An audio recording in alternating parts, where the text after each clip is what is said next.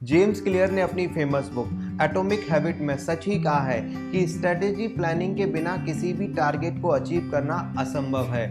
इसलिए आज की वीडियो में मैं आप सभी से एक ऐसा हैबिट फॉर्मेशन फॉर्म शेयर करने वाला हूं जो एकदम स्ट्रेटेजी प्लानर के रूप में काम करता है।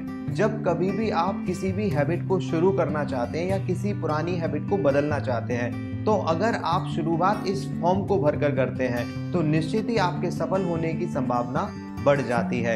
इसलिए इस वीडियो को अंत तक जरूर देखें। अंत में मैं आपको एक तरीका भी बताऊंगा जिससे आपको ये फॉर्म सॉफ्ट कॉपी में भी मिल जाए। अगर आप इस चैनल पर नए हैं तो इस चैनल को सब्सक्राइब कर बेल आइकन दबाना ना भूलें।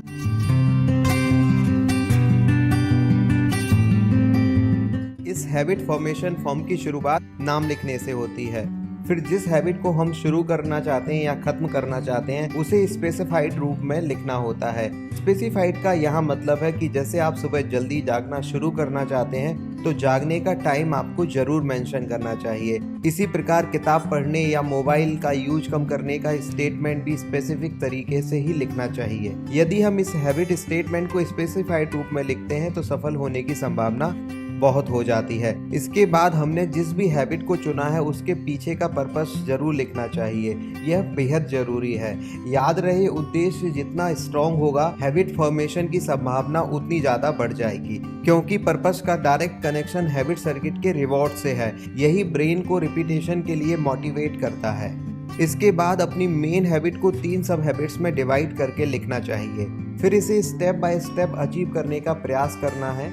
जैसे आप 1 घंटे किताब पढ़ना शुरू करना चाहते हैं तो पहले 15 मिनट से शुरुआत करें, फिर 30 मिनट तक पहुंचें और अंत में अपना मेन लक्ष्य 1 घंटा किताब पढ़ना हासिल करें। इसे एग्रीगेशन और मार्जिनल गेन्स भी कहते हैं। यह बहुत ही ज़्यादा इफेक्टिव होता है। इसके पश्चात आपको कम से कम 3 ऐसे स्ट्रेटेजिकल पॉइंट्स लिखने हैं जिसे फॉलो करने से आपके सफल होने की संभावना बढ़ जाती है। ऐसे पॉइंट ही लिखें जिसे आप थोड़े से बदलाव से या प्रयास से अचीव कर सकें। उदाहरण के लिए मोबाइल एडिक्शन को कम करने के लिए कुछ पॉइंट्स ये हो सकते हैं। अब सबसे ज्यादा जरूरी पॉइंट की बारी। इसमें आपको एक पनिशमेंट मेंशन करना है। यदि आप किसी स्ट्रेटेजी वाले पॉइंट को फॉलो नहीं करते तो आपको यह पनिशमेंट फेस करना होगा।